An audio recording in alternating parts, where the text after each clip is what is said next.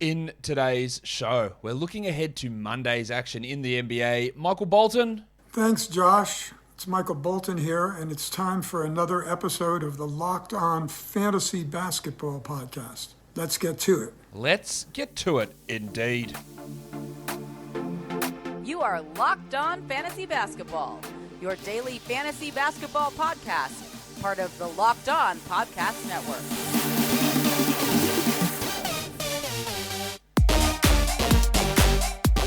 Hello and welcome to the Locked On Fantasy Basketball Podcast, brought to you by Basketball Monster. My name is Josh Lloyd and I am the lead fantasy analyst at basketballmonster.com and at Yahoo Sports Australia. And you can find me on Twitter, as always, at redrock_bball and on Instagram at Locked On Fantasy Basketball. Thank you for making Locked On Fantasy Basketball your first listen every day. We are free and available on all platforms. Here we go. Looking ahead to Monday, there are 4 games on. First one is the Knicks and the Cavs. Kemba Walker did not play on Sunday with, you're going to be shocked, knee soreness. Was that because it was a back-to-back? Probably, almost definitely. So I want to watch A, whether Kemba plays, and B, what minutes he gets. Because he came back from that weeks-long absence, played 30 minutes in the first game, and went, all right, here we go. And the next game he played 21. He went, maybe not so much. And then he sat out again. It's really, really tough to roster Kemba Walker, because of the ups and downs in minutes, the ups and downs in shooting, and the copious amounts of games missed. So I want to see what happens. Yeah, he's a stream in with only 4 games on, but long term, it's really tough. And then Nerlens Noel. Mitchell Robinson had to leave the game on Sunday with an ankle sprain, and Nerlens stepped up in his first game back and played 26 minutes. It's a back-to-back. Nerlens Noel is not the most robust health-wise with those knees. Is he going to play? Is he going to play good minutes, or is it going to be Taj Gibson that has to play those minutes if Robinson's out? So watching what Noel is able to do on the back-to-back, I think is really instructive. For the Cleveland Cavaliers, I am not under any circumstance expecting Lauri Markkanen to play. They started Dean Wade in his place. I think that's dumb, but that's what they do. Wado played 13 second-half minutes last game. He's literally been out of the rotation. And they move him into the starting lineup. Like, there are other guys they could play there. Dylan Windler for one of them. Lamar Stevens for another. Chetty Osman for another. But they're going with Wade. So I want to see whether they do go with Wade, replacing Markkanen, and what his minutes look like. He's not going to sniff the dick of a 12-team league. Like, he's not even close to it. Maybe a 14, probably not, though. Maybe a 16-team league guy. But his presence and him playing 28 minutes out of nowhere means there's no real bumps for anybody else. Isaac Okoro will continue to start, I would imagine, and continue to suck most nights. Like, he can be a 12-team streamer, and you don't mind streaming him on a day like this when there is only 4 games. But he's going to need to show me a lot more for me to consider him a must-roster 12-team league player. He's just nowhere near that at this point. The second game of the day, we're looking at the Pacers taking on the New Orleans Pelicans. Isaiah Jackson, and by extension, I'm looking at Jackson, and I'm looking at Goga Badadze. Goga has played 30 plus the last 2 games. Jackson's played 17 and 13 minutes. Jackson's interesting, for sure. But is he worth wasting ads on? Probably not. I don't expect Domantas Sabonis to play. We might get Karis LeVert back. We know that Brogdon's out. We know that Turner's out. So there is opportunities here on this team. Torrey Craig will probably start again. He's obviously not a huge fantasy option for most people. O'Shea Brissett can't push past the 22-minute mark. Even when opportunities arise, then Rick Carlisle does not view him the same way that the coaching staff and Nate Bjorkgren did last season. Craig's the guy getting those minutes. He's had 30 in the last 3 games, or at least 30 in the last 3 games, and there's been some okay ones in there. But watching to see what happens with LeVert, and then the Badadze, Jackson, Craig, Brissett combination is interesting from the Pacers' point of view. For the New Orleans Pelicans, I want to watch Jose Alvarado. Is there any chance that he cuts into Devontae Graham's playing time? Last game, it was 28 minutes Graham, 20 Alvarado. First time that Alvarado's played 20. It was in New York and he was playing really well. Is there any chance that's the future minute split? That's what we want to watch. We also want to watch Josh the Hitman Hart, because he's been playing well this season, much higher than my expectations, but also has these weird, random, terrible free throw nights. And that can be a real pain in the ass. He's sort of settled into what his range is now, because it was a point where he was putting up like top 30 numbers, which was unrealistic. But he's settled into his range. He's passing his way up. That's hurting Devontae Graham a lot. But it's the percentage numbers that I want to pay attention to for Josh Hart, because they have been a little bit out of whack. What can also be out of whack, though, is your subscriptions, because there's so many that you might have, and you may have signed up to all throughout this pandemic, and you just forget about them. There's just so many different ones. And that's what TrueBill's here for. TrueBill is the new app that helps you identify and stop paying for the subscriptions that you don't need, the ones that you don't want, and the ones that you simply forgot about. On average, people save up to $720 a year with TrueBill. Because companies make subscriptions hard to cancel, TrueBill makes it incredibly simple. Just link your accounts and TrueBill will cancel your unwanted subscriptions in one tap. And your TrueBill concierge is there when you need them to cancel unwanted subscriptions so you don't have to. So don't fall for subscription scams. Start canceling today at truebill.com/LockedOnNBA. Go right now, truebill.com/LockedOnNBA. It could save you thousands a year. truebill.com/LockedOnNBA. I want a Built Bar.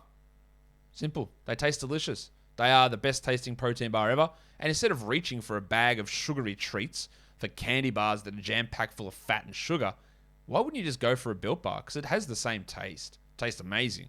But you're talking 130 calories only as opposed to 240 for a candy bar. You're talking 4 grams of sugar, 4 grams of carbs. You're talking low in fat, but you're talking 17 grams of protein. It's a lot of talking, but it's also an amazing nutritional profile. So get Built Bar. The flavors are great. Cookies and cream, that's the one you want to go for first up. Trust me on that one. Coconut, orange, raspberry, salted caramel, mint brownie, peanut butter brownie. So many brownies. So many great flavors with Built Bar. I want them to bring the white chocolate raspberry cheesecake back. That was a sick flavor too. So get onto it. But go to Built.com and check out all of the great flavors of Built Bar and load up your cart. And then in the promo box, write Locked15. That's LOCKED15. And that saves you 15% off your order. Built Bar is built different. NBA trade deadline is coming up Thursday, February the 10th at 3 p.m. And Locked On NBA is covering it from 2 p.m. to 4 p.m. Join Kim Becker, John Corrales, NBA veteran Antonio Daniels, and myself, Joshua Lloyd, and get analysis on every blockbuster move. Subscribe to Locked On NBA YouTube and turn your notifications on so that you know when we go live. All right, next game. BullsThunder, Ayo Dosunmu. I expect that he starts again. There is a chance that Zach LaVine or Javonte Green returns for this game. That's not ruled out. And then it will come down to whether it's Kobe White or Dosunmu who moves to the bench. I think it'll be Dosunmu, but we don't know. But we want to watch what Dosunmu's minutes look like, what his assists look like, what his percentages look like, because they've all been absolutely through the roof at the moment. Playing like 39 minutes a game. And if LaVine is back, it will have an impact. I also want to watch Troy Brown Jr., whose minutes have been a little bit all over the place, and they're prioritizing blokes like Tyler Cook. I guess the Cook one was mainly just to guard Giannis. But if Javonte returns, where does Brown fit in the rotation? Can he still get 25 minutes? Or can he get to 25? I think he should. I think he's a solid enough player. He's much better than an Alfonso McKinney, for example, who they finally realized was not worth starting or even playing. And he went from starting to not playing at all last game. But watching where Brown fits into the rotation, I think is going to be really interesting. Well, for the Thunder, Aaron Wiggins, we can't really rely upon Aaron Wiggins. Wiggo is all over the shop in terms of minutes, in terms of role, but he occasionally has the big game. Knowing when it comes, it's hard to know. He's an interesting stream in for Monday's games, but he is not a 12 or 14 team league rosterable guy. And I also want to watch Shai Gilgeous-Alexander, because Big Shai has been wildly inconsistent. Couldn't shoot for a massive stretch of this season, had like a 10-day hot streak, fell back off again. The 3-point numbers are way off. I know that everyone is so panicked. Oh, do you think Shai is going to get shut down? I honestly, look, is he going to get hurt? That's a different question. I don't know, maybe. Is he going to get fake injured and shut down? I really, really, really, really, in fact, really doubt that. But I want to see him actually get better. Like, can we see some shots go in, my guy? That would be great, because the field goal percentage has been hurting quite a bit from Shai Gilgeous-Alexander this season. Last game of the day is the Jazz. They are taking on the Suns. And we're not expecting, not Jordan Clarkson, we're not expecting Donovan Mitchell to play, but we are expecting Jordan Clarkson to get a bump in usage and in minutes. JordanClarkson. Clarko has been playing pretty well of late, and while Mitchell's out, he is a 12-team league player. I'd be attempting to sell high if I could, but for now, we want to see how he does in this expanded role. And I also just because he's really good. I want to watch Rudy Gobert. Rudy Gobert. Rudy Gobert.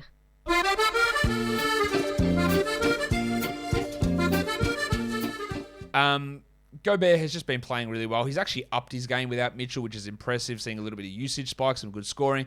But he's been one of the most rock-solid and reliable fantasy players in the NBA this season. For the Suns, I am not expecting Jay Crowder to play with that wrist issue that he suffered on Saturday. So that means we're back to starting Cam Johnson and probably over 30 minutes, meaning he's a great streamer. We don't know about DeAndre Ayton. Now, if Ayton's back, is Biyombo going to play? I don't think so. But if Ayton is out, then Biyombo is full steam ahead. So I don't actually hate streaming him in with the hope to see what happens with Ayton. You drop him if need be. But he's playing like 27 minutes a night. He's putting up gigantic numbers. He's not this good, but the opportunity is there for him to put up pretty solid numbers at the moment. And that is something that we do have to pay attention to in the scenario where Ayton is in fact out with that ankle problem. BetOnline wants to wish you a happy new betting year for 2022. The playoffs are on in the NFL. We're moving towards the playoffs in the NBA, and BetOnline is your number one spot for all of your sports action in 2022. It's a new year and a new updated desktop site, or use their mobile site and sign up today using the promo code LOCKEDON for a 50% welcome deposit match bonus.